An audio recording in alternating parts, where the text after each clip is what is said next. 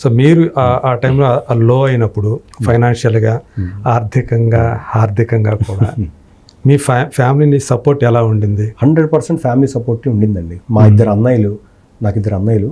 So మా అన్నయ్యలే నాకు మేజర్గా సపోర్ట్ చేశారు ఆ టైంలో. అండ్ ఆల్సో మా వైఫ్ అనేది ఎప్పుడైనా కూడా ఇంట్లో మనం వెళ్ళేసరికి ఎండ్ ఆఫ్ ద డే మనకి సపోర్ట్ లేకపోతే మనం అసలు కంట్రోల్లో ఉండవండి. అవును. సో ఇంటికి వెళ్ళిన తర్వాత ఫైనల్ స్టేజ్ ఎవరైనా ఇంటికి వెళ్ళాలి రాత్రికి. సో అక్కడికి వెళ్ళిన తర్వాత ఏ ప్రాబ్లం వచ్చినా కలిసి ఫేస్ చేద్దాం అని ధైర్యం ఇవ్వటం అనేది నిజంగా నా అదృష్టం. అలాంటి వైఫ్ నాకు దొరికింది. సో ఆ విషయంలో ఐఎమ్ వెరీ వెరీ హ్యాపీ. ఇంట్లో మనశ్శాంతి కనుక లేకపోతే బయట కూడా సో ఫ్యామిలీ పరంగా నాకు చాలా మంచి సపోర్ట్ ఉండటం వల్ల ప్రతిదీ ఫైట్ చేసే స్పిరిట్ తోటి ఉన్నాను. అండ్ అలాగే ఇందాక చెప్పినట్టుగా వెంకటేష్ గారు లాంటి వాళ్ళు కూడా ఎనీ డౌన్ సిచ్యువేషన్ ఉన్నా కూడా ఆయన చాలా ఇన్స్పైర్ చేసేవాళ్ళు.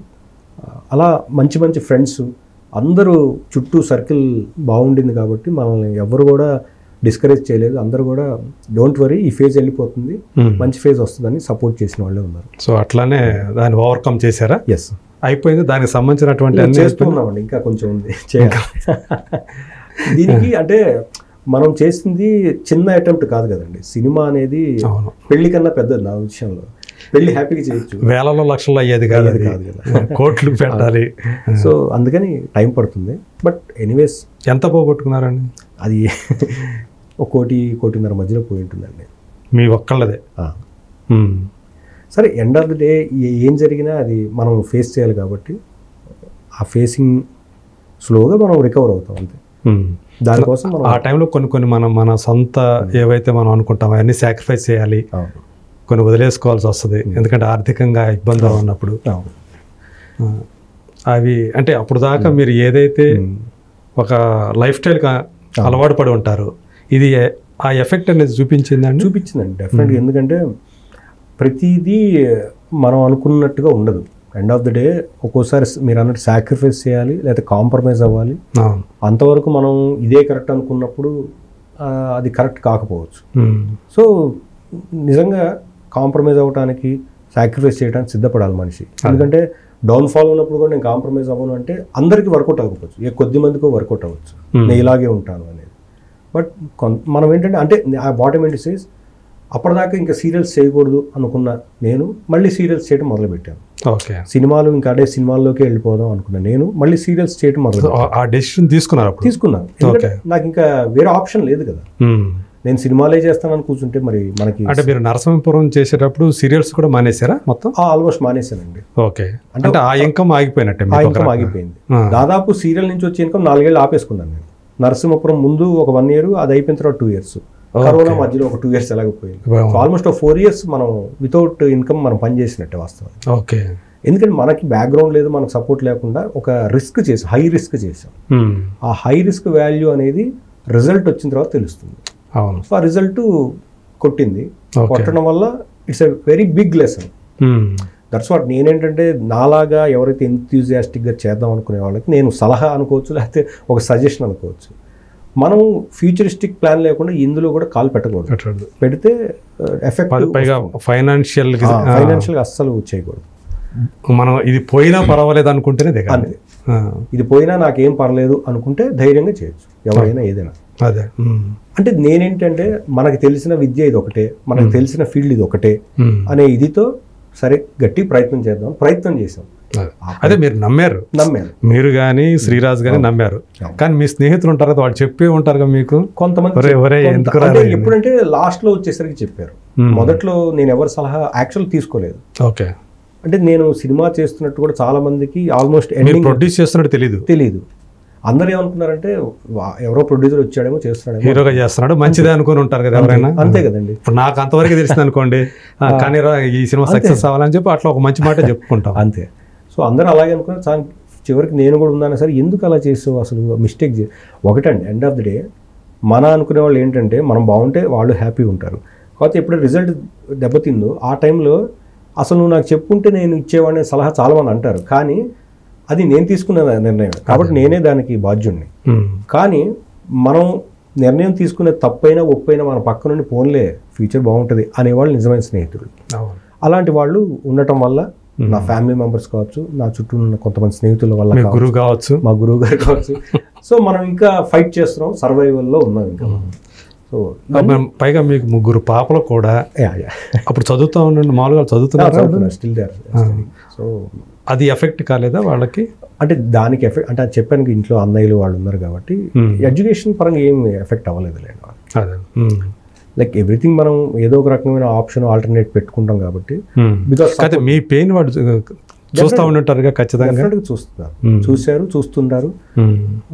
కాకపోతే వాళ్ళు కూడా సరే ఒక ప్రయత్నం చేశాడు నాన్న, వాళ్ళు తెలుసుకుంటారండి ఫ్యూచర్లో. ఆ రోజుల్లో మా నాన్న ఇలా చేయటం వల్ల ఇదైంది కాబట్టి నేను ఇంకా జాగ్రత్తగా ఉండాలని వాళ్ళకి ఒక లెసనే. మన వల్ల మనం దెబ్బతిన్నా చూసి అబ్జర్వ్ చేస్తే చాలా మందికి అది ఒక లెసన్ అవ్వచ్చు. అమ్మో ఇలాంటి వాళ్ళకి ఇలా అయితే మనం జాగ్రత్తగా ఉండాలి అని అలర్ట్ అవుతారు.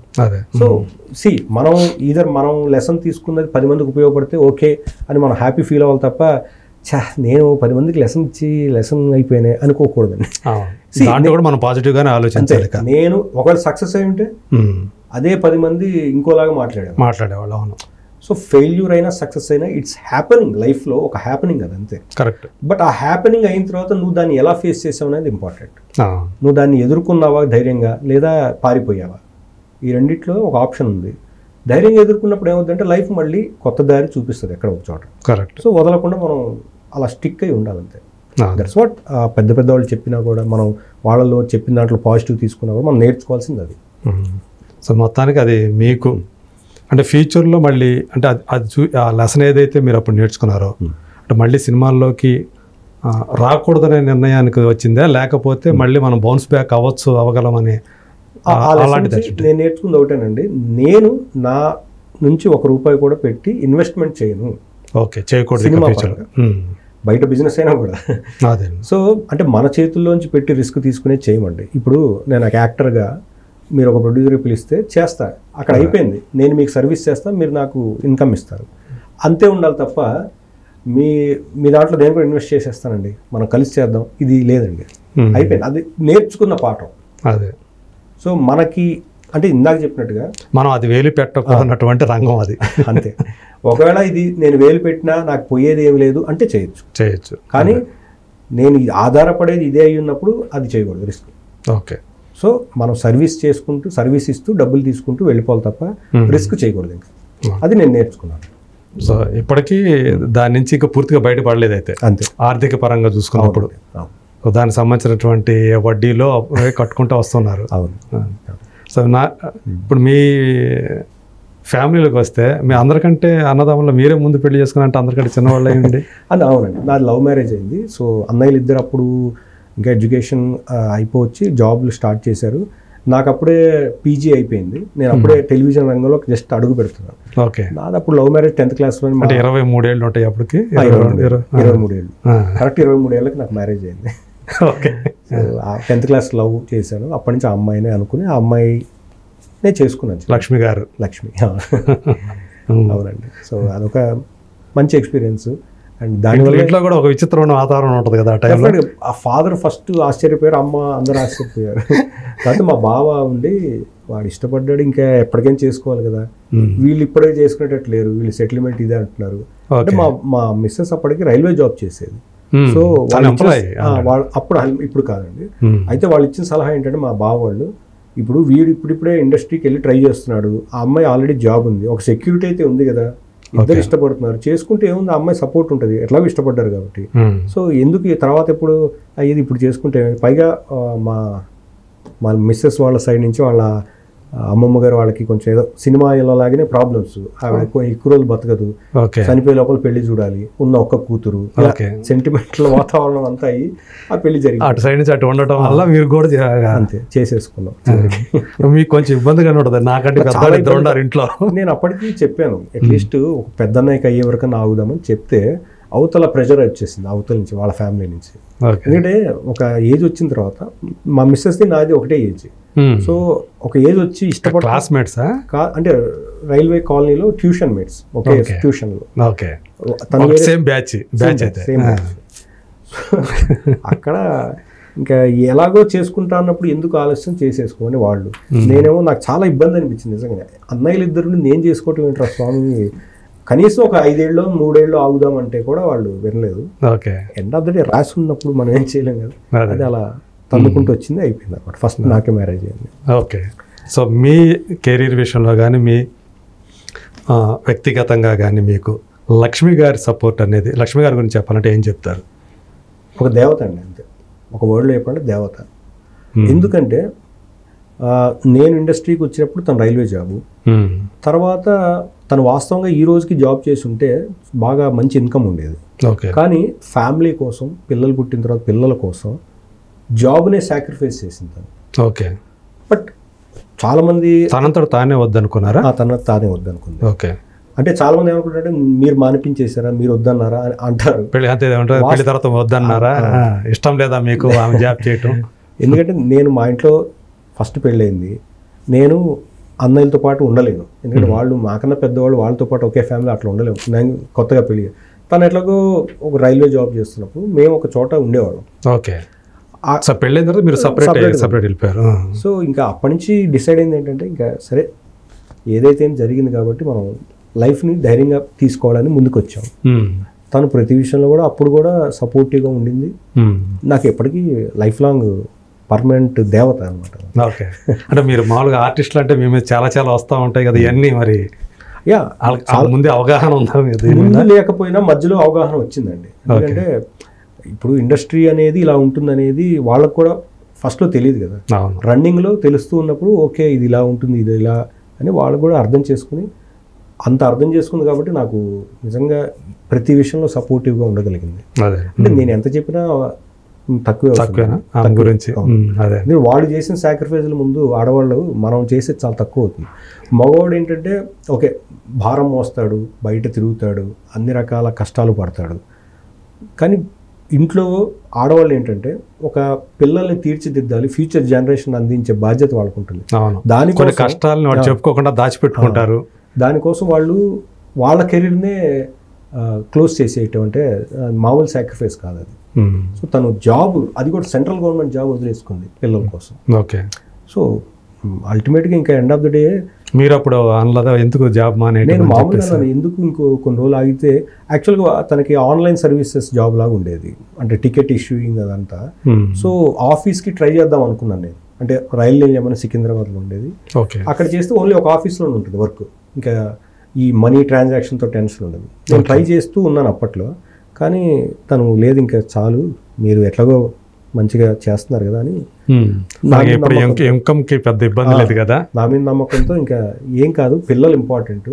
ఈ టైంలో వాళ్ళు పెరుగుతున్నప్పుడు ఫాదర్ మదర్ ఇద్దరు లేకపోతే ఏ పెద్దవాళ్ళు అంటే మా అమ్మ కానీ మా అత్తగారు కానీ మా దగ్గర ఉండేవాళ్ళు కాదు. సో ఇంకా మేము ఒక పని అమ్మాయికి పిల్లల్ని వదిలేసి వెళ్ళటం అనేది తప్పు అని తన ఉద్దేశంలో మనమే చూసుకోవాలి.